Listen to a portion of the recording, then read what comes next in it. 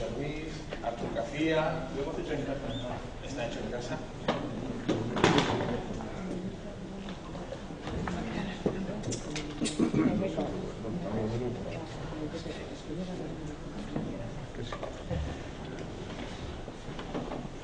Y sin solución de continuidad, porque lo dicho, el café está a 10 metritos, andamos y seguimos adelante. Estamos en el streaming que organizamos las jornadas de diálogos para abrir gobiernos, bajo el epígrafe de ATACA, nuestro hashtag es ATACA. El segundo diálogo que teníamos planteado para hoy era legislar desde y para la ciudadanía. Para ello teníamos a Francisco Jurado y a Patricia Orrillo. Patricia Orrillo, experta en comunicación y redes sociales, se sirve de una formación pluridisciplinar para la realización de proyectos colaborativos en múltiples ámbitos. Tras finalizar la carrera de lenguas aplicadas, filología inglesa, marketing y comunicación y periodismo, trabajó en medios como Público, La Marea, entre Madrid y Barcelona. Con la llegada del 15M surgió su faceta más activista, con proyectos como 15mpedia.org para recoger la historia de lo que estaba sucediendo en las plazas y calles de España. Lo acabamos de ver un poco en el mapa que nos planteaba Mire, ese fue un poco el origen. Desde 2015 coordina la Wikisfera de Media Lab Prado. Les damos un saludo a nuestros amigos de Media Lab Prado, a Marcos y a Mariana. Un espacio en el que se reflexiona sobre la escritura colectiva y la regeneración y dinamización de comunidades online y offline. Sus charlas y talleres y editatonas están orientados a concienciar sobre la situación actual de la invisibilización de las mujeres en este y otros entornos digitales y a sumar a más editoras en Wikipedia para conseguir la transformación de la historia para que no quede mutilada. Un poco la presentación. Francisco Jurado, jurista y doctor en Políticas Públicas y Transformación Social por la Universidad Autónoma de Barcelona, investigación en el Laboratorio de Ideas y Prácticas Políticas de la Universidad Pablo de Olavide, en la actualidad secretario de la Vicepresidencia Tercera del Parlamento de Andalucía, especialista en procesos de legislación participativos y en tecnopolítica, activista en Democracia Real Ya y el 15M, colaborador en medios como CTXT y el Diario.es. Bueno, nos lanzo ya la primera pregunta y nos seguimos enrollando seguro.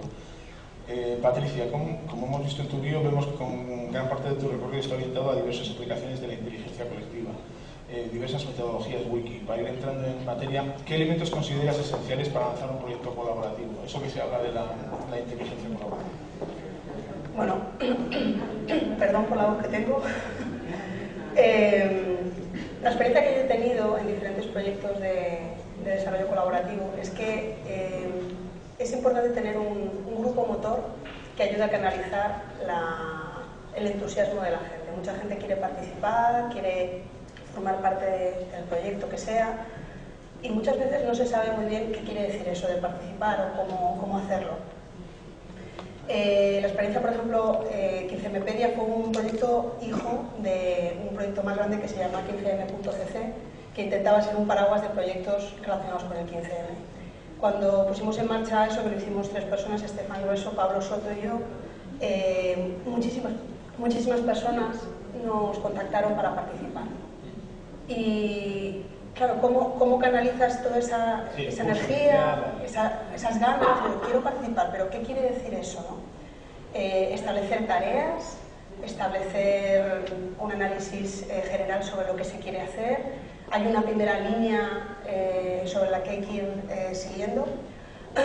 Yo lo que me di cuenta es que cuanto más abierta era la posibilidad de participar, cuanto menos dibujado estaba el mapa, más problemático era. Porque por un lado, utópicamente hablamos siempre de que buscamos la libertad y que cuanta más libertad mejor, pero lo cierto es que no sabemos movernos en ese grado de libertad absoluta. Es decir, si tú dices, puedes hacer lo que quieras, ¿qué quieres hacer? Esa pregunta te paraliza, porque no nos la hacemos nunca, porque en general vamos siguiendo una rueda, desde que nacemos, nos vamos metiendo en diferentes ruedas, vamos pasando por diferentes procesos, y no hay un momento en el que tú realmente, o es más difícil que tú digas, ¿qué quiero, no? ¿Qué quiero con mi libertad? Si es que tengo libertad, ¿no? Si puedo permitirme esa libertad, ¿cómo lo utilizo? ¿Qué hago? ¿Hacia dónde me oriento? Pues eso yo lo vi en el proyecto de 15mcc. En las partes que eran más abiertas, de qué podemos hacer, cómo podemos documentar, qué queremos contar, era absolutamente imposible establecer ni un punto de partida, ni unos objetivos, ni una finalización de procesos. Sin embargo, funcionaron muy bien cosas muy concretas. Por ejemplo, había una de las partes del proyecto era hacer un documental, que lo dirigía Estefan Grueso, y entonces una de las cosas que hicimos fue recopilar vídeos de gente. Entonces la gente mandaba sus vídeos, firmaban digamos, un acuerdo de cesión a una licencia libre determinada, que era la que tenía todo el proyecto. Esa parte, digamos, de participación, de compartir contenido, muy bien. Una vez que estaba el documental, por ejemplo, la subtitulación, crear un documento en el que se subtitulara de forma colaborativa, pues también funcionó muy bien porque era una labor muy concreta que, digamos, que se podía fragmentar, que la gente podía participar de forma interrumpida, no tenía que hacer de principio a final algo, sino que podía participar de forma fragmentada. Esto, en los diferentes proyectos en los que he estado, veo que se repite. Con el tema de Wikipedia, yo creo que es el ejemplo más paradigmático. Wikipedia es como el paradigma de la participación, ¿no? Todo el mundo puede editar. Pero si ahora pregunto aquí cuánta gente edita en Wikipedia, de las que estéis aquí, que alguien levante la mano que edite en Wikipedia. 2 personas. ¿Habitualmente? Pues Wikipedia, por ejemplo, que es una herramienta que todo el mundo utilizamos de forma habitual para consultar información, etcétera, de facto la estamos editando muy pocas personas, pero una proporción bajísima.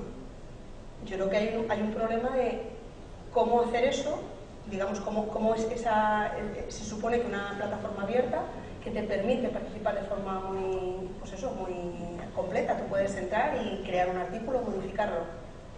Sin embargo, no ocurre. Cuando yo puse en marcha Wikisfera, en 2015 lo hice en principio para analizar no tanto Wikipedia, sino por qué la gente no utilizaba la 15Mpedia.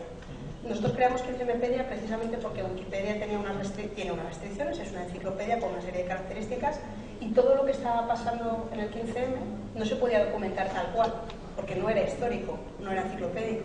Entonces creamos una plataforma wiki para facilitar que haya mucha gente que desde sus lugares de experiencia del 15M pudiera documentar.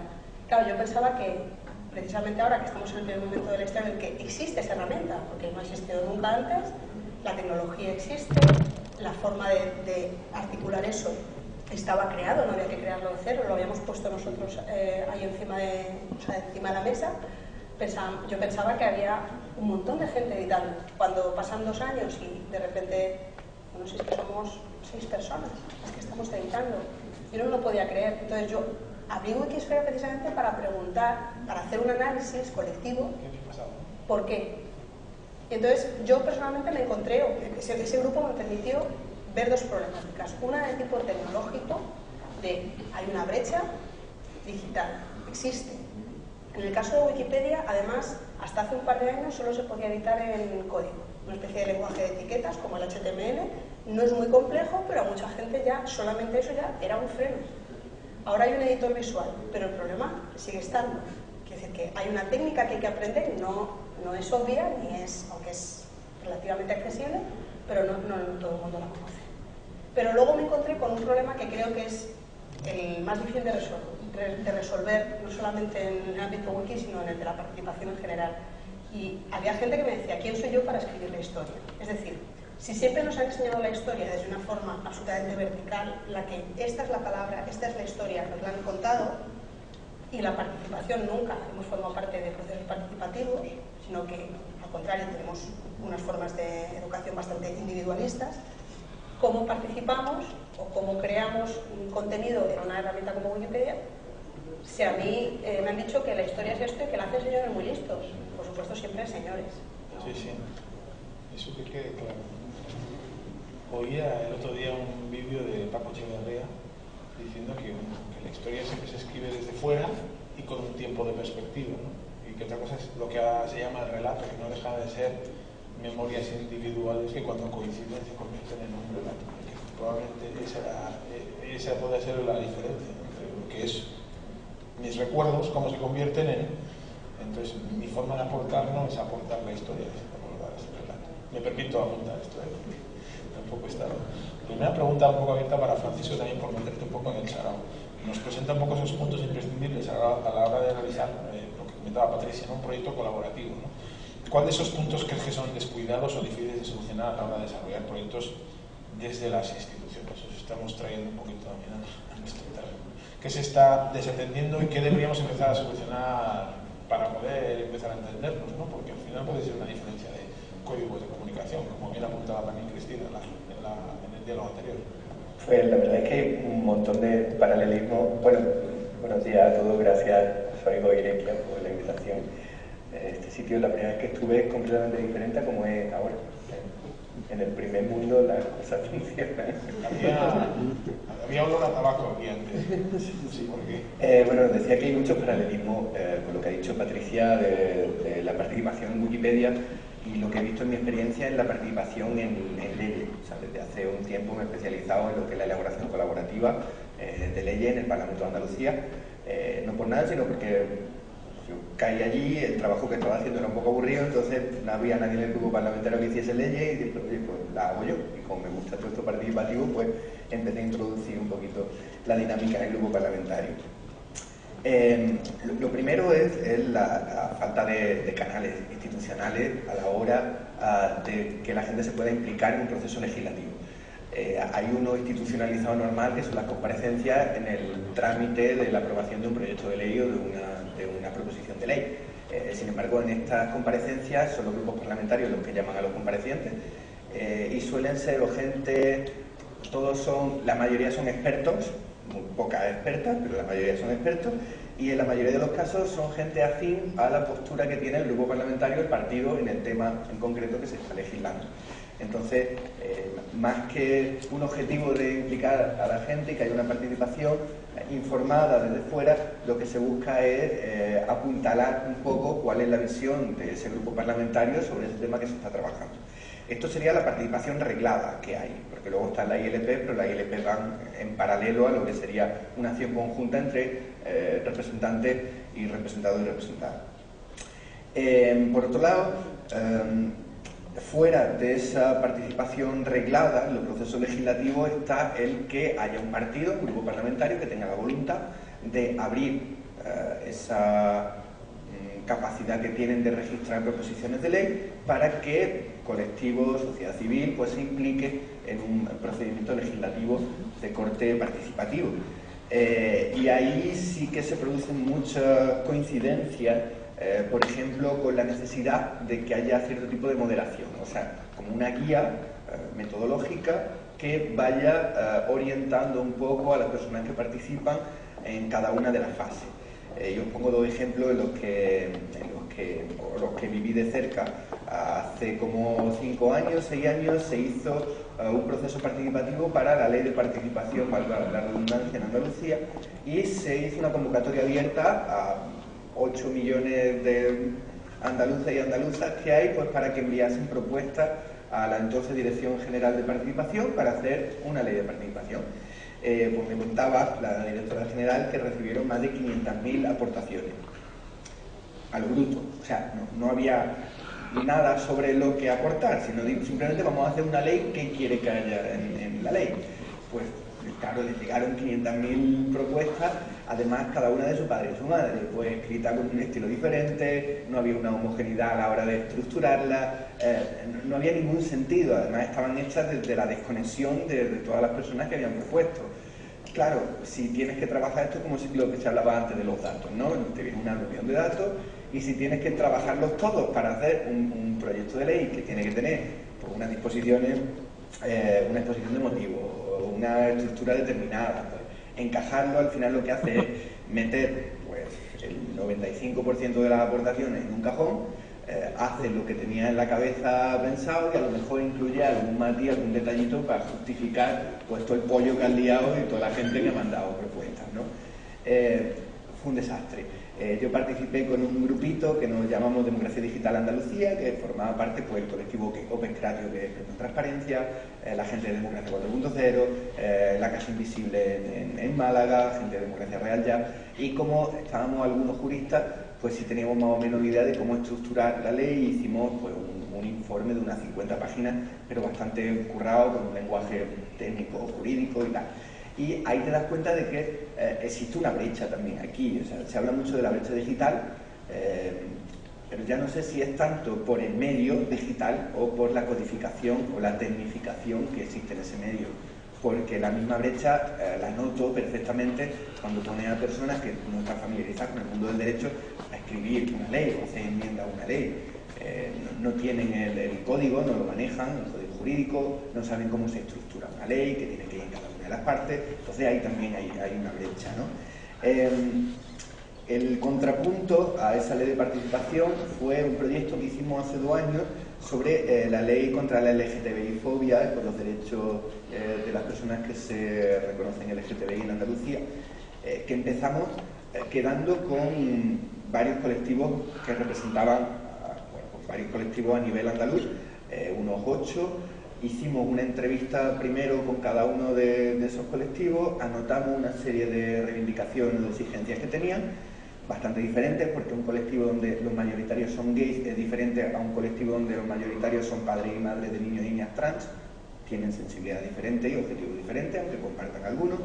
Después de esa primera ronda de contacto, hicimos un primer borrador de ley que no venía en blanco, sino que tomábamos como base otras leyes que se habían aprobado a nivel autonómico, como en Cataluña o en Extremadura, que eran ya bastante avanzadas. Incorporamos toda esa primera ronda de reivindicaciones de los colectivos y hicimos un primer borrador. Con este primer borrador ya es más fácil reenviarlo a cada uno de los colectivos que participaron para que lo trabajen, porque ya tienen como una hoja de ruta, ya tienen una estructura, ya tienen unos contenidos señalados, aparecen sus aportaciones, pero también las de los otros, de manera que no sean incoherentes entre ellas, sino armonizadas. Y entonces ya hicimos una reunión con todos los colectivos, con ese primer borrador que le habíamos mandado, para que en una reunión ya presencial, que duró unas 7 horas, o sea, a punto de salir locos todos de allí, pero bien, ya hiciesen sus aportaciones sobre ese primer borrador. Aquí lo muy difícil era poner de acuerdo tantos intereses que, aunque parezcan del mismo colectivo, son muy diferentes. ¿Cómo armonizamos todos esos intereses sobre un mismo texto? Y el de lo mío, no caer en el de lo mío. Y empezando con el título, o sea, solo con el título echamos unos 20 minutos para el título de la ley. O sea, empezamos así, pero bueno. Me daba Patricia, ¿no? O sea, empezar desde cero, este es el campo, ¿qué hacemos?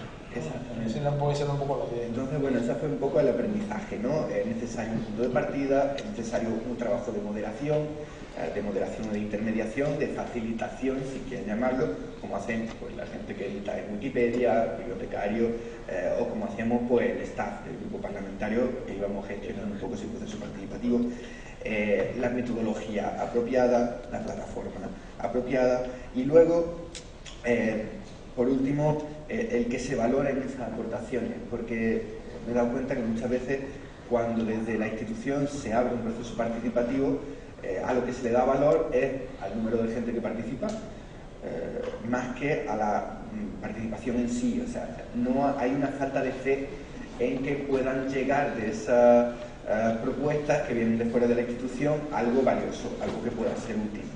Quizá porque si pide así abiertamente y te vienen 500.000, eres incapaz de leerlas y procesarlas todas, entonces te crees que no vale ninguna. Si se hace un poco más metodologizado, pues quizá encuentre algo más valioso.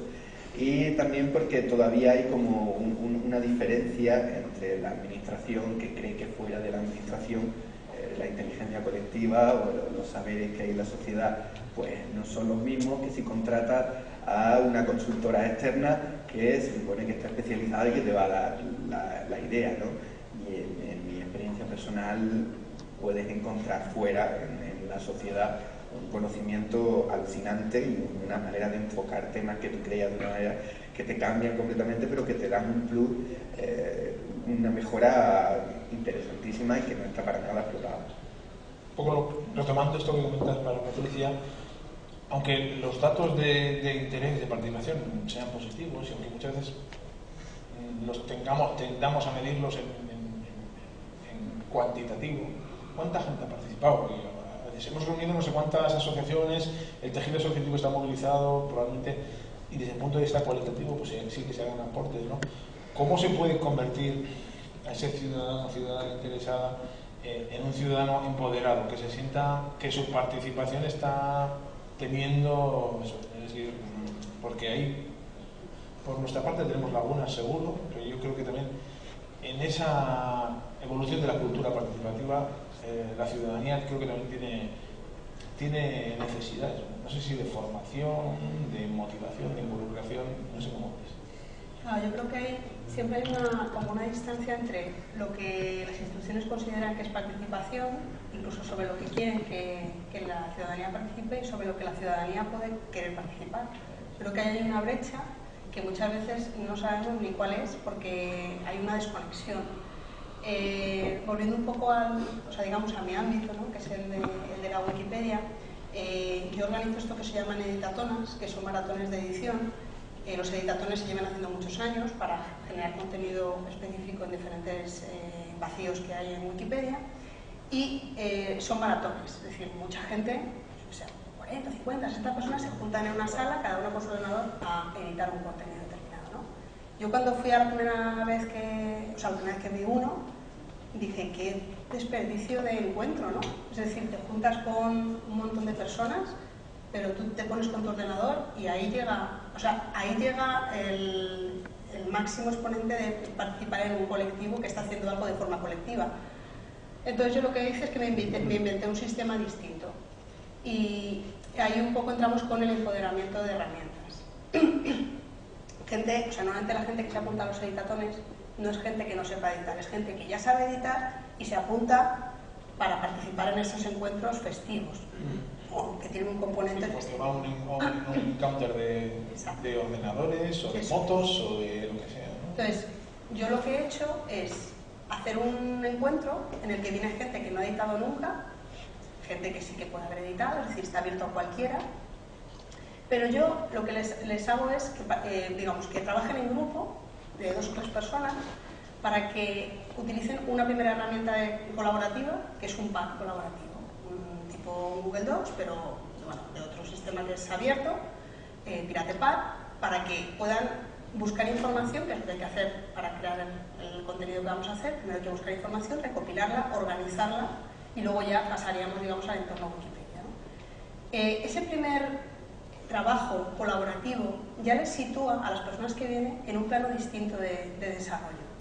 Es decir, creo que el individualismo de participar es yo con mi ordenador haciendo un clic, creo que es muy distinto a que tú te encuentres físicamente en un espacio y que aunque tengas una herramienta digital que te permita, pues en este caso, agrupar información que vas a encontrar online, pero que tengas un diálogo en un espacio físico, presencial, creo que rompe muchas inercias negativas de la interacción humano-máquina, por decir así. Entonces, esa primera fase les obliga a hablar, les obliga a cuestionarse, les obliga a utilizar una herramienta que muchas veces no han utilizado, porque lo del pad colaborativo, que yo pensaba que era algo bastante extendido, me doy cuenta de que muchísima gente no sabe lo que es, y cuando de repente dice, pero podemos escribir a la vez, todos, y estamos viendo todos lo que se queda, pues como parece un poco como mágico, ¿no? Y entonces, por un lado tienen esa primera experiencia en la que se dan cuenta que creando un contenido de forma colaborativa con 2 personas que no conocen de nada, de repente se va muy rápido, mucho más rápido de lo que nos han enseñado, que es que tú a lo tuyo, no copies, tú a tu cosa, a tu documento, y no mires al de arriba. Que no te copien. Eso es, ¿no? Ese rollo, entonces de repente rompes una primera barrera que tiene que ver con la comunicación, tiene que ver con el conocimiento de una herramienta que ven que es muy fácil de usar, como el que le pones una pizarra y que todos a la vez puedes estar escribiendo, pero no te pisas, ni tienes que estar borrando para escribir, sino que van entrando las letras. Entonces, esa primera fase rompe con unos miedos que creo que existen en la participación. Es decir, cómo participo, cómo interactúo, y ese miedo a no me toques lo que yo he puesto. Las propuestas de los textos, es decir, nuestra transmisión o la transposición de nuestro ego al texto es directa. Es decir, a nosotros nos han educado que nuestro yo está en nuestros textos. Entonces, ¿cómo toco yo el texto de alguien? Si, por supuesto, para mí sería algo dificilísimo de asumir que me tocaran el mío, ¿no? Porque es como tocarnos el corazoncito, ¿no? Entonces, esa primera parte es como, vamos a jugar, olvidaos por un momento de que estáis creando, o sea, pensar que las aportaciones de las otras personas van a ser positivas, que van a aportar, que tú, si haces un cambio en lo que ha escrito otra persona, también es positivo. O sea, demos valor a lo que aportamos y demos valor a lo que nos aporta. Esa primera fase ya rompe con un montón de cosas que en otro tipo de encuentros no se favorecen. Y luego ya, es verdad que la siguiente parte, que es vamos a subir, cada uno va a subir un trozo a Wikipedia, pues al final la gente que viene se va con la sensación de, ostras, pues he creado mi primer artículo en Wikipedia, me siento capaz de colaborar y de contribuir, porque yo también les digo, contribuir en Wikipedia no solamente es crear artículos, que está muy bien, a veces es corregir. Yo empecé corrigiendo falta de ortografía y puntuación y tal, o sea, que decirte que hay muchas formas de contribuir, entonces a veces hay que aprender, primero que la participación yo creo que no tiene que ser uniforme, que tú puedes participar hoy y no mañana y no deberías estar juzgado ni por lo uno ni por lo otro, es decir, que deberías poder hacerlo sin sentir un peso. Sí, entiendo cuál es lo que a ti te contribuye, qué es lo que te aporta a ti esa contribución que tú haces al colectivo, porque si solamente es el deseo político de que participemos, bueno, pero ¿eso en qué me repercute a mí en la vida? ¿Qué me llevo yo a casa? ¿He aprendido algo en este proceso? ¿O vengo aquí a soltar mis ideas porque considero que sé más que nadie sobre este tema y me voy a mi casa tal cual? Pues a lo mejor lo que necesitamos son otro tipo de espacios más de terapia colectiva, que creo que sí que serían buenos. Sí. Esto es otro debate. Sobre nuestras disfunciones, ¿no? Pero, Francisco, tú tienes experiencia de haber participado en estos pasos, ¿no? del proceso, ¿no? ¿Dónde empieza a torcerse el proceso? O sea, a veces, ¿qué hace que el interés inicial se convierta un poco en desinterés? A veces dices, bueno, sí, hemos recibido todas las aportaciones, están muy bien justificadas, llega al Parlamento. El verano pasado trajimos a Cristiano Ferri, que es el responsable del laboratorio que tiene montado en el Parlamento de Brasilia. Nos enseñaron su herramienta, que era una Wikipedia, de eso se llama Wikilegis. Van colocando los procesos y van anotando quién hace aportaciones directamente sobre alguno de los articulados. Es una herramienta maravillosa y decía, tenemos redes temáticas que apoyan, que entran allí de lleno sobre ciertos procesos legislativos y en otros ni los oímos, o sea, ni existen. Los ambientalistas, por ejemplo, en las leyes que tocan temas de medio ambiente entran a saco, entran en profundidad, desmenuzan todos y cada uno de los puntos. ¿Por qué hay algunos que no sé, cómo se puede trabajar, ¿no? Que ese interés no decaiga en todo eso? Hay temáticas en las que hay sectores de la sociedad que están mucho más organizados, incluso más preparados desde hace tiempo a intervenir. El medioambiental, por ejemplo, el colectivo, las asociaciones, entra mucho. Los colectivos LGTBI también llevan mucho tiempo, son décadas, ¿no? Luchando por unos ciertos derechos políticos civiles. El movimiento feminista pues se está activando cada vez mucho más. Sin embargo, las causas de frustración en la participación suelen ser bastante comunes.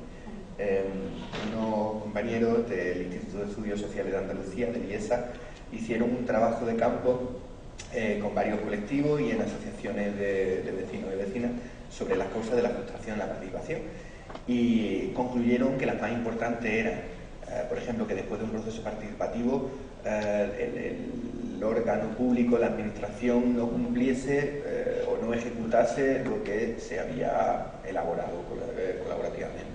O, por ejemplo, que lo que saliera de la administración al final, lo ejecutado, fuese diferente a lo que se había trabajado. O, por ejemplo, que no hubiese presupuesto para poder llevarlo a cabo. Al final todos tienen un poco que ver con la poca vinculación, que por el marco jurídico que regula la participación en España, la poca vinculación que hay entre el resultado de esos procesos participativos y luego el deber de las administraciones públicas de llevarlas a cabo. Por otra parte, hay problemas metodológicos. Por ejemplo, hay muchas webs de participación ahora en ciudades importantes, pues en Madrid, en Barcelona, en La Coruña, pues han salido ahora con nuevos partidos que llevaban en el ideario del programa una apuesta fuerte por la participación.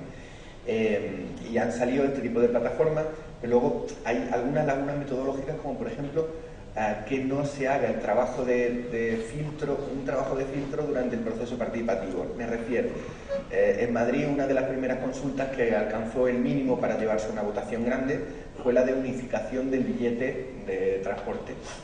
Entonces, claro, la gente lee una propuesta que sea unificación de transporte para que pueda ir en un autobús, para que pueda ir en el metro, pues oye, un voto masivo. El problema es que la persona que lo había propuesto no sabía que las competencias para el metro, por ejemplo, eran de la Comunidad de Madrid y no del Ayuntamiento. Entonces, por mucho que esa propuesta saliese adelante, votada por un 100% y amparada por el Ayuntamiento, no tenía competencias para hacerlo.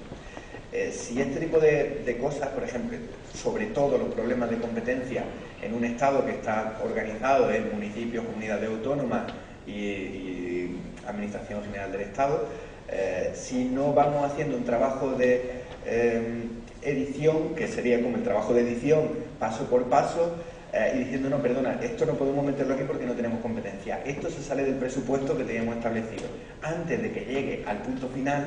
Porque cuando ya llega al punto final, al de la votación, sale y no se ejecuta, entonces la frustración se aumenta. Mientras que si por el camino vamos explicando cuáles son los problemas o los límites que tenemos en un procedimiento legislativo, aparte de ahorrarnos esa frustración, lo que está haciendo es pedagogía sobre cuáles son esas dificultades en el proceso legislativo. La gente empezará a estar más familiarizada con cuáles son las competencias que tenemos en un ayuntamiento, en una comunidad autónoma, cómo se ejecutan los presupuestos, cuál es la regla de gasto que podemos cumplir, que no podemos cumplir, y de alguna manera a través de la participación y de esa moderación en cada una de las fases, lo que hacemos es acercar y enseñar cómo funciona una administración, cómo funciona el proceso legislativo, cuál es el marco legal que tenemos. Eso sería un poco causa de frustración en el propio proceso, y luego está pues, lo que hemos dicho antes de la armonización de intereses. Recuerdo en ese procedimiento de la ley LGTBI en Andalucía que logramos algo muy histórico, y es poner de acuerdo a todos los colectivos LGTBI de Andalucía. Pues, ¿deberían estar de acuerdo? Pues os aseguro que las primeras reuniones volaban cuchillos. O sea, era bastante agresivo y el ambiente muy tenso entre ellos, porque además son colectivos que se conocen desde hace un montón de tiempo y que pues han competido por espacio, y también no solo en el mundo de los partidos, también en el asociacionismo se compite por espacio. Conseguimos ese texto de consenso, hicimos un trabajo, ganamos una posición fuerte porque teníamos una proposición de ley apoyada por muchísimos colectivos del ámbito andaluz. No es un secreto, yo trabajo con Podemos en el Parlamento de Andalucía, y no es un secreto que Susana Díaz no nos tiene mucha estima allí. Susana y Teresa no se llevan muy bien. Entonces, ¿qué hizo el PSOE para que nuestra proposición de ley, que era la de los colectivos, pinchase y romper ese consenso que era lo que le daba fuerza a nuestra proposición? Pues sembró un punto de discordia. Dijo que el texto estaba bien, menos la parte que garantizaba el tratamiento hormonal de bloqueo y el tratamiento cruzado para los menores y las menores trans. Entonces, claro, el resto de colectivos que no tenían personas trans dentro, pues dijeron, oye, pues lo aprobamos la ley, avanzamos todo, y esta gente se queda afuera. Pues mira, ya hay una ley trans, que luchen ellos ya por su cuenta para conseguir esos tratamientos de bloqueadores y el cruzado. Pues simplemente sembrando esa semillita, pues ya nos echó abajo muchísimo de ese proceso de un año que estábamos buscando el consenso. Al final lo conseguimos, pero fue un poco por carambola, porque coincidió en la tramitación de la ley con el deleznable autobús este de Hazte Oír que se paseó por ahí, que hizo que la opinión pública se posicionase muy a favor de los derechos de las menores y los menores trans, y entonces eso nos dio una baza para poder mantener eso dentro de nuestra proposición de ley, y que el PSOE allí o la Junta de Andalucía tuviese que ceder y dejar que estuviese eso dentro. Entonces el consenso de los colectivos pues se volvió a unir. Pero vamos, en la negociación la diputada del PSOE nos llegó a decir literalmente, ni aunque os pongáis en cruz, entra esto en la ley, o sea, así. Entonces, bueno, pues eso, la armonización de intereses también puede ser una causa de frustración, sobre todo cuando es un proceso colaborativo que implica a gente muy heterogénea. Por intentar rematar un poco el debate, y te voy a preguntar primero a ti. Estamos celebrando la Open Gov Week, la semana del gobierno abierto. Se está hablando de apertura de gobiernos, teniendo la oportunidad, qué ejemplos o qué casos de éxito deberíamos seguir muy de cerca, ¿no? ¿Qué se puede traer de vuestra experiencia o de tu experiencia a nivel internacional, ¿no? ¿Qué podrías traer como ejemplos de gobiernos que se abren? Luego te voy a realizar. experiencia hay muchas, desde bueno, los históricos que tú has comentado, desde Porto Alegre, que fueron los primeros que pusieron en marcha el presupuesto participativo. En Estonia, por ejemplo, que es un país bastante conocido, pues en Estonia decidieron hacer una administración electrónica y participativa tan grande que ahora mismo uno de sus mayores inputs en el PIB es exportar democracia electrónica. O sea, todos los códigos que están desarrollando, las metodologías, pues se dedican a exportarlo. Al margen que redujeron muchos costes, pues, por ejemplo, en papel. Se ahorraban un 2% del PIB en compra de papel, solo por hacer los procesos participados y toda la administración electrónica. En España me parece muy interesante la experiencia, como Decide Madrid, Decide en Barcelona, que están surgiendo. Ahora la Comunidad de Aragón ha sacado ya también su laboratorio de participación. Me parece muy bien, pero tenemos un grave problema con la legislación. Y esto es un poco friki, pero os lo explico. Los derechos fundamentales en la Constitución, sabéis que por lo que se llama reserva de ley orgánica tienen que estar desarrollados en una ley orgánica. Pues el artículo 18, derecho al honor individual, pues hay una ley que lo desarrolla. El de manifestación, reunión, manifestación, el de huelga, bueno, todo. El derecho de participación en la Constitución es un derecho fundamental, recogiendo en el artículo 23.1, que dice que todas las personas tenemos derecho a participar en la vida política directamente o a través de representantes. A través de representantes está regulado con la ley orgánica del régimen electoral general, todo lo que tiene que ver con partidos políticos, elecciones y tal. Pero la parte directa no tiene una ley específica de desarrollo. Existen dos que la tocan sectorialmente, o sea, concretamente, que son la de referéndum y la de la ILP, que se interpretan como mecanismos directos de participación, pero que no lo son. Primero, porque la ILP necesita de una validación en el Congreso para que una ILP con sus firmas salga adelante, y es más, te pueden aprobar la ILP cambiando toda la ILP, como le pasó a la PAP, después de recoger 1,5 millones de firmas. Y el referéndum, que también se entiende como una manera directa de participar, tampoco es directa porque necesita una convocatoria gubernamental o una autorización gubernamental para celebrarse. Luego son dos vías que el Constitucional entiende como directas, pero son indirectas porque no pueden salir adelante solamente con el empuje de los ciudadanos y las ciudadanas. Entonces, al no existir una ley orgánica que desarrolle el derecho de participación directa, ha sido la jurisprudencia del Tribunal Constitucional la que ha ido rellenando de contenido ese derecho fundamental. Entonces, es como si ponemos a gente del siglo III a rellenar el contenido de una ley del siglo XXI. El enfoque que tiene el Constitucional de la participación directa no es muy actual, no es contemporáneo, y aparte está muy ligado a una tradición de participación a través de representación, ¿no? Al Parlamento representativo. Eso hace que cuando en estas ciudades, en Madrid, en Barcelona o en comunidades autónomas, se quieran desarrollar proyectos ambiciosos de participación, siempre topen con el marco jurídico. Por ejemplo, en Madrid hay un mecanismo, un instrumento de participación que puede llevar a una iniciativa que salga de una persona, que se debata entre muchas, que se enmiende por muchas y que se vote y alcance pues la mayoría suficiente para salir. Sale porque el equipo de gobierno con el grupo socialista del ayuntamiento han hecho un compromiso informal de que esas votaciones se van a adoptar y se van a ejecutar después. Pero un compromiso informal. Si no hay nada jurídico que los garantice. Entonces, si no lo hacen, tú no puedes ir a un tribunal y decirle, oigan, que es que han roto su compromiso informal. No pueden.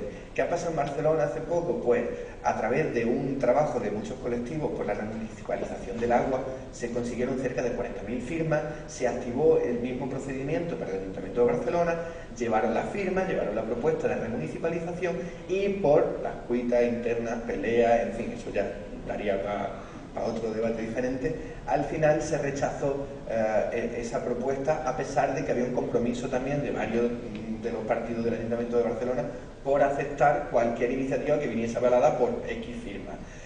Eso causa frustración, porque claro, las plataformas que se implicaron en un proceso larguísimo de recogida de firmas, de validación de firmas, de pelearse con ciento y una madre, cuando llegan allí con su proyecto y ven que por pelea a la interna en un ayuntamiento al final no hay ni votación ni remunicipalización del agua, pues la siguiente recogida de firmas la va a hacer Rita. O sea, ya no me fío de ese procedimiento, ¿no?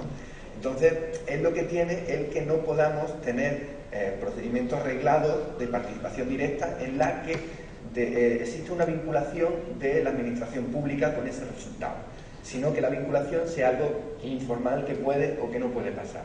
No hay garantía, no hay una ejecución fiel a lo que se ha participado y en definitiva eso produce pues cierta frustración que luego hará que cada vez se participe menos. Entonces diremos, es que en España no se participa. Pues bueno, la dinámica digamos que ahora mismo no es favorable a eso. Patricia, ¿qué dinámicas desde la perspectiva de la inteligencia colectiva crees que por lo menos deberíamos intentar asimilar, aunque sea desde la parte de la administración, igual no tanto desde la parte legislativa, no sé? Claro. Bueno, yo desde luego mi experiencia, lo que ha sido importante para conseguir que más gente se vaya sumando a este mundo, por ejemplo, de la edición, que ha buscado todos los paralelismos con la participación en las instituciones, tiene que ver con lo lúdico. Es decir, creo que muchas veces olvidamos que en la vida, en el día a día, ya tenemos un montón de pesos, un montón de responsabilidades, un montón de actividades que tenemos que hacer por necesidad. Entonces, someter a la ciudadanía a cargas muchas veces de mayor responsabilidad o corresponsabilidad sobre el desarrollo de la ciudad o de las leyes, etcétera, lo que ocurre es que yo creo que hay un punto de distanciamiento. Yo no puedo más, mira, a mí no me vengas ya con más historias, porque yo participo diariamente bajando la basura en los diferentes contenedores, transitando y utilizando los servicios públicos. O sea, la participación yo creo que son muchas cosas y en muchas ocasiones creo que se ha reducido esa idea a participar es meterte en una página y votar sobre propuestas nuevas.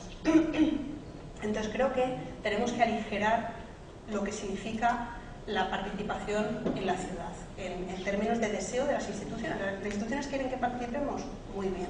Pues ¿cómo existen espacios en los que yo pueda ir y que si yo voy un día está muy bien, pero si no voy al siguiente no pasa nada? Es decir, puedo participar en la medida en la que mi capacidad para dar tiempo a la institución y al resto de mis conciudadanos no está capitalizada, es decir, no estoy ahí como siendo evaluada constantemente por si vengo me van a decir que muy bien, pero si no vengo me van a poner falta. O sea, creo que hay una parte ahí importante porque, por ejemplo, en el grupo que yo tengo, es voluntariado. Yo tengo un grupo semanal, yo estoy todos los lunes en Media Lab de 6 a 9 y viene quien quiere. Y la gente, no, pero me tengo que apuntar y si no vengo un día y tengo que venir todas las horas, entonces yo he tratado de dar la vuelta un poco a ese punto de activismo, de tenemos que estar autoflagelándonos constantemente, de hay que cambiar la Wikipedia, porque todo lo que falta, la cantidad de biografías...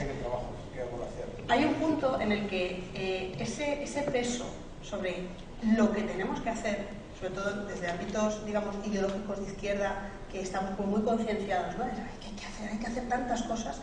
Bien, pues cuando tú le añades a una cosa que tiene que ser voluntaria, porque todo lo que es participación es voluntaria, si le añades un peso sobre la importancia trascendental de esas aportaciones, lo que estás haciendo es que la gente diga, mira, ¿sabes qué? Que me voy a mi casa.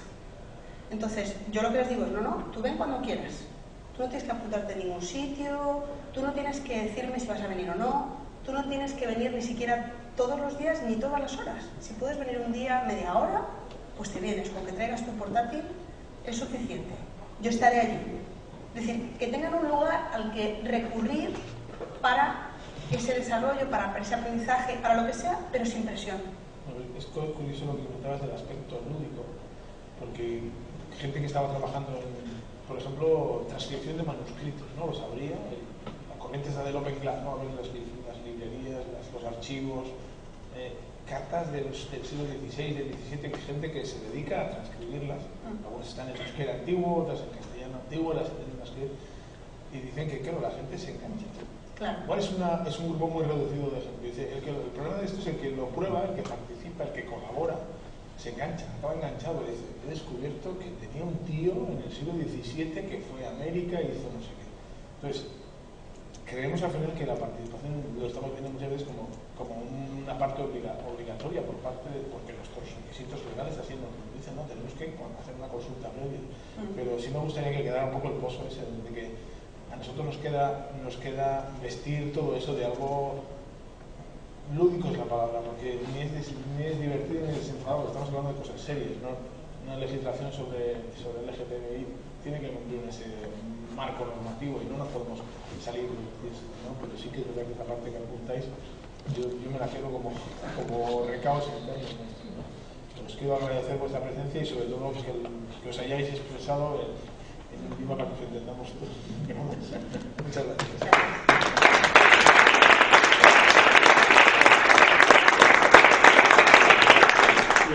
Se me olvidaba decir que puede haber preguntas.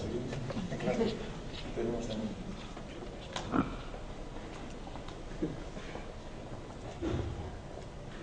Sí, buenos días.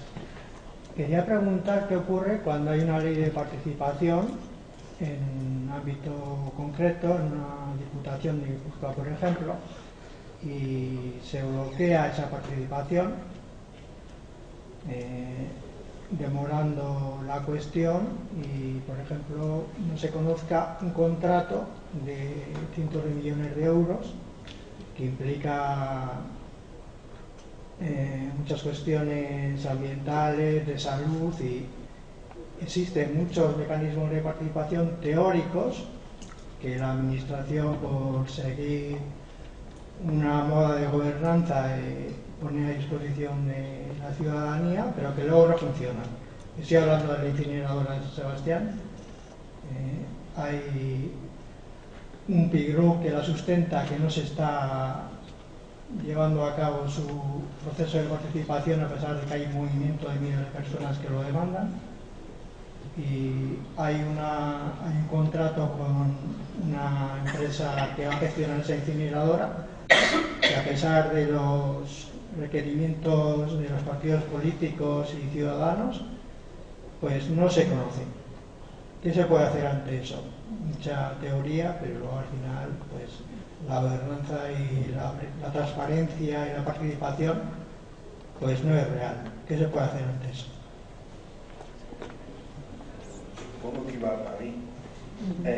Bueno, la ley de participación de Guipúzcoa, de la Junta General de Guipúzcoa, vine hace un par de años como eso de los expertos que saben del tema y los llaman, a mí me llamaron para venir.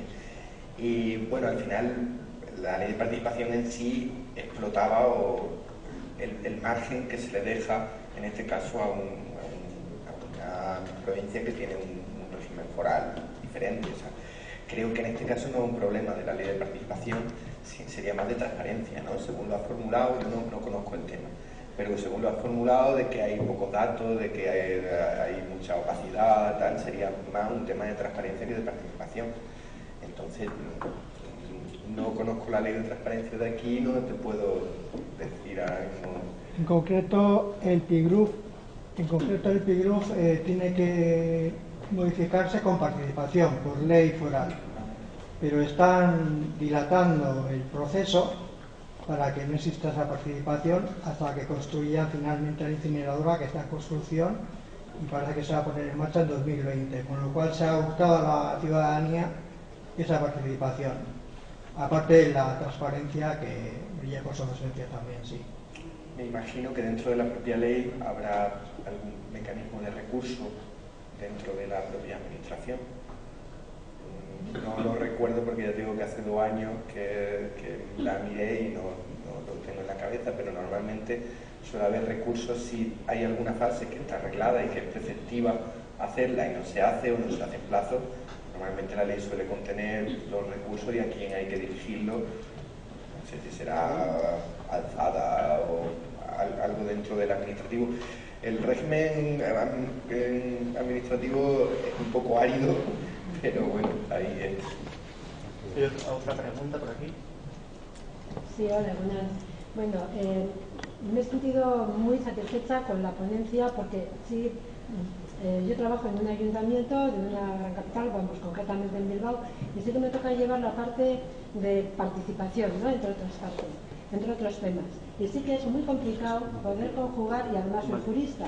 Entonces, sí que me ha gustado mucho el que transmitas lo complicado que es la participación para una norma, ya desde el inicio, con el 133, que también habéis comentado, desde el inicio, y luego todos los trámites posteriores que hay que tener.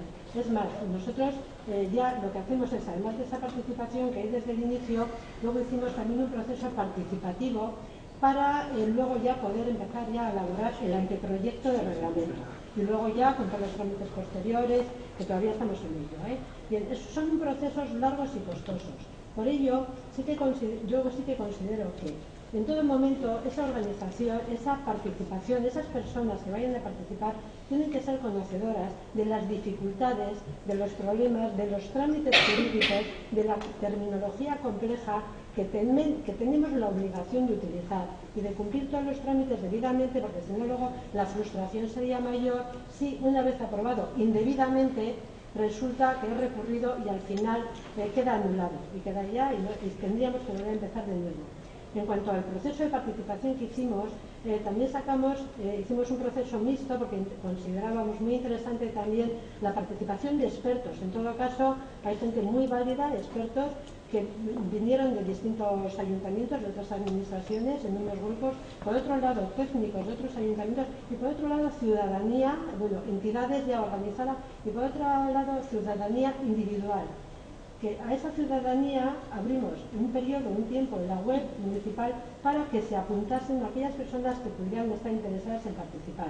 Luego se hizo un sorteo también ante el secretario con público para que todo el mundo tuviese garantías de qué personas iban a venir para evitar lo que se ha comentado de que puedan ser siempre los amigos o gente ya que esté tocada de alguna forma. Hubo 3 grupos de personas, bueno, salieron personas y les llamamos incluso por teléfono para confirmar la asistencia, porque si no teníamos que nombrar suplentes. Bien, pues aún así, ya contando con la confirmación de muchas personas, luego no asisten, que te crea también esa frustración, ¿no? Dices, bueno, es complicado, sabemos que es complejo, pero si la persona se compromete, también tiene que asistir. Muchas veces se habla de participación, pero es que la participación es un compromiso muy fuerte. Y no solamente hay una forma de participar, hay distintos cauces. Puede ser desde una primera encuesta, puede ser a través de mandar esas primeras sugerencias, puede ser yendo a esos foros específicos, o puede ser también en otros momentos en la participación deliberativa, que ya se crean unos espacios donde también hay expertos, no solo puestos por la administración, sino también por otras entidades sociales, también pueden nombrar expertos. Y las personas que están ahí pueden oír estos comentarios expertos que sepan cuál es el marco en el que nos estamos moviendo. Evitar frustraciones. Yo creo que con la participación, y como has dicho que todavía no hay una legislación, es un tema muy nuevo, están haciendo, y mucho más también en la comunidad, donde todavía estamos empezando, la ley a nosotros desde el 2015 creo que es la LILE, que ya también nos aplica, la ley de instituciones locales, está surgiendo todavía legislación en este sentido. Y yo creo que todavía todos, tanto ciudadanía como administración, tenemos que ir madurando en este sentido. Así que, bueno, muy satisfecha y también por la parte que ha comentado Patricia. Qué retasco. Vale, y luego hay una última pregunta también. Vaya.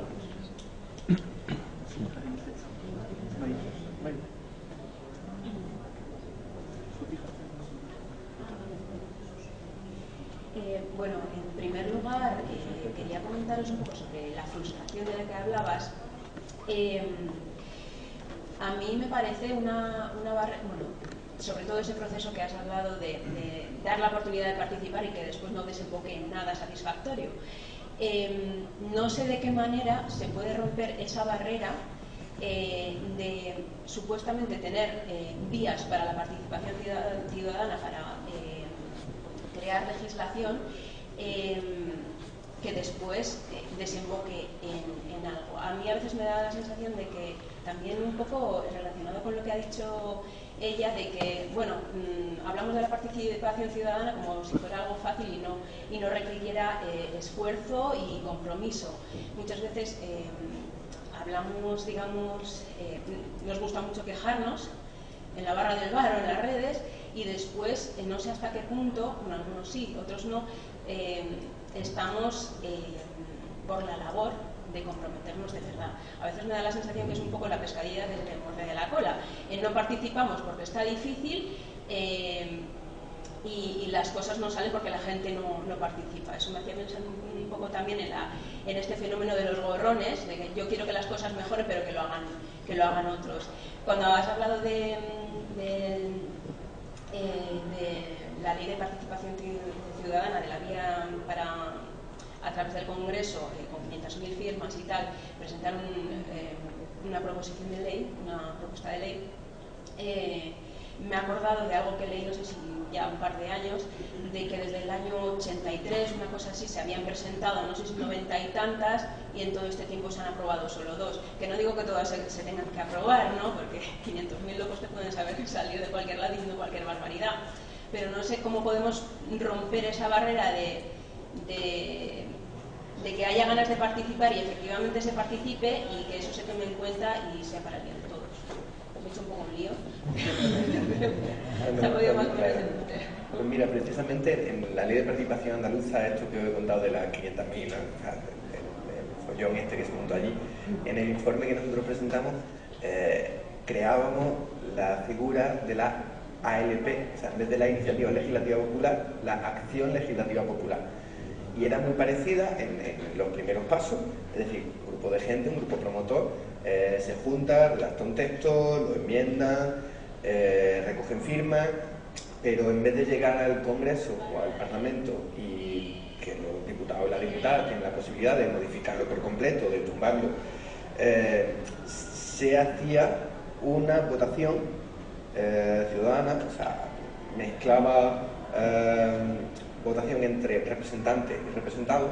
No sé si conocéis la iniciativa que lanzamos en el 15 hace mucho tiempo, que se llamaba Democracia 4.0. Iba básicamente de que cualquier persona pudiese votar desde su casa una ley que se tramitase en un parlamento. Entonces, el voto de esa persona, imaginaros, en el Congreso de los Diputados hay 35 millones de votantes en España, pues tu voto valdría uno partido por 35 millones.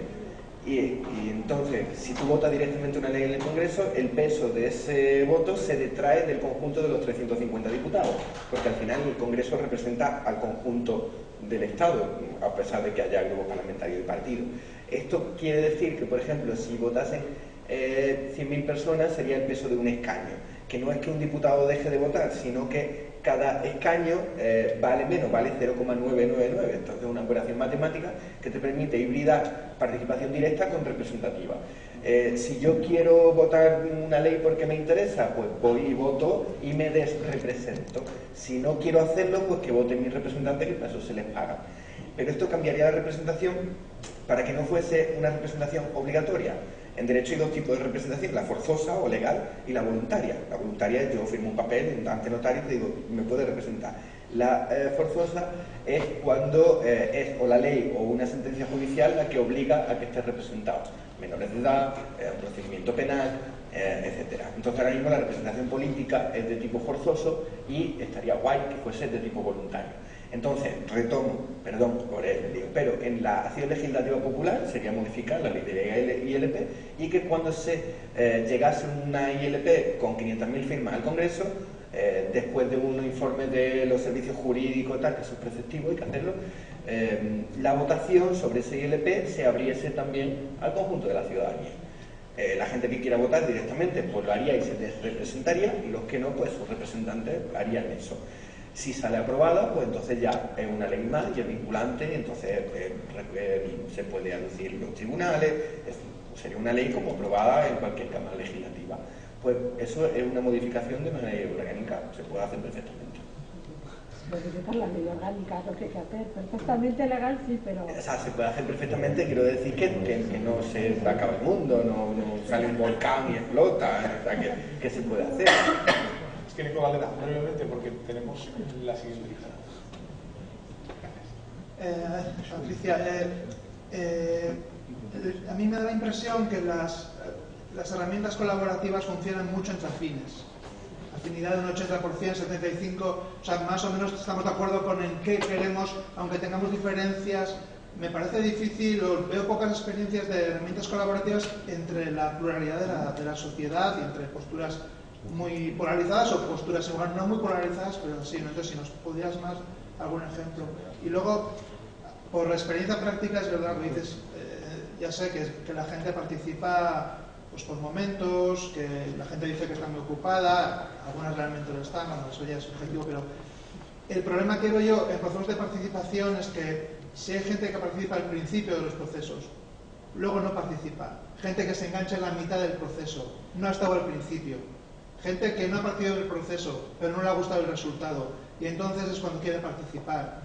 En esa pluralidad es la conflictividad que veo, ¿no?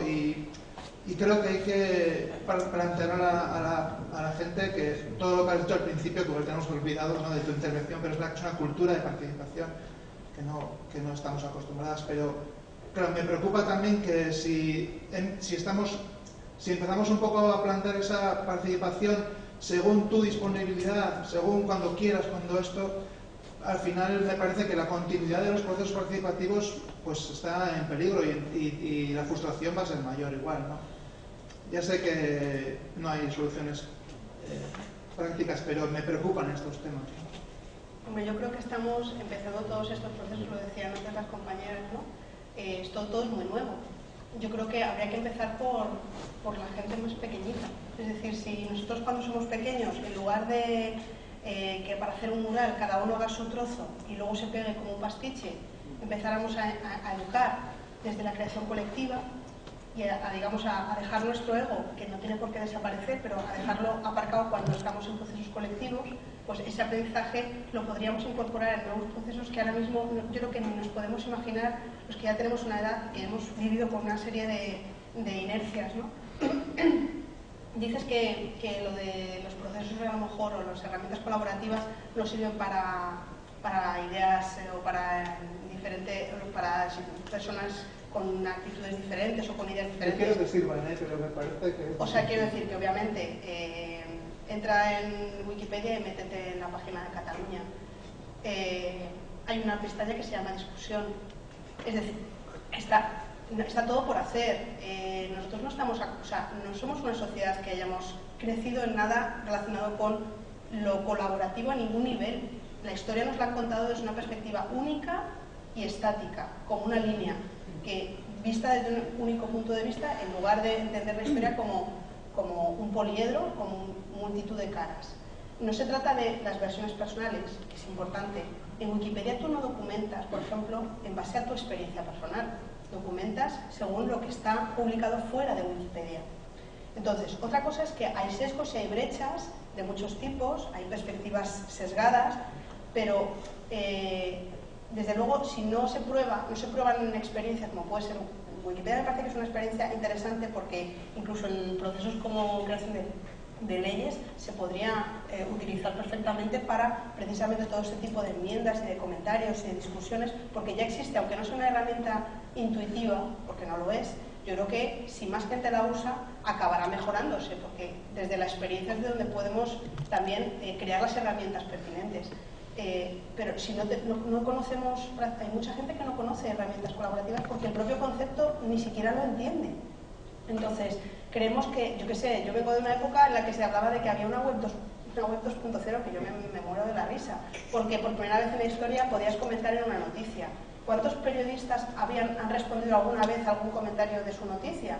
Ninguno. Y sin embargo ha habido propuestas interesantísimas, por ejemplo, recuerdo una de Pau Llop, que era poder añadir un plugin a los medios de comunicación para mejorar las noticias con información que pudieras aportar. Es decir, hay ideas. Otra cosa es que tenemos una inercia y tendemos a seguir ese mismo canal pues eso, no estamos acostumbrados a decir, venga, vamos a cambiarlo todo de repente. Pues no, son procesos, o sea, vivimos en un sistema en el que de repente ahora pues surgen estos espacios de vamos a hacer gobiernos participativos, Entonces, estas experiencias, yo creo que abren nuevos procesos que en algún momento, y con las experiencias que tenemos entre todas y todos, pues se irán poniendo herramientas cada vez más ajustadas a lo que realmente podemos contribuir a nivel individual y no basarlo todo en la participación como en la participación de ese tipo de acciones como el paradigma de que es la forma en la que la ciudadanía puede estar presente. Es que a lo mejor cuando tú fragmentas mucho y tienes gobiernos muy cercanos con encuentros presenciales con como sin querer, digamos, mirar a Estados Unidos como el paradigma de la maravilla democrática, pero por ejemplo sí que tienen muy claro que los representantes están ahí con los intereses de sus representados, ¿no? Entonces, esa relación tan personal aquí no existe en general. Hay una distancia más grande, no tenemos una comunicación tan directa con nuestros representantes. Yo creo que eso es una forma de participación que necesitamos a lo mejor añadir a esto otro del ámbito digital. Es decir, no perder la perspectiva de que lo digital es una herramienta, pero la comunicación en el ámbito presencial es muy necesaria. Bueno, seguiríamos infinitamente, pero tenemos que meter al siguiente diálogo. Gracias Francisco, gracias Patricia, gracias a la gente que aportáis y vamos a presentar ahora a Pili y a Yurdan, que son nuestros siguientes diálogos.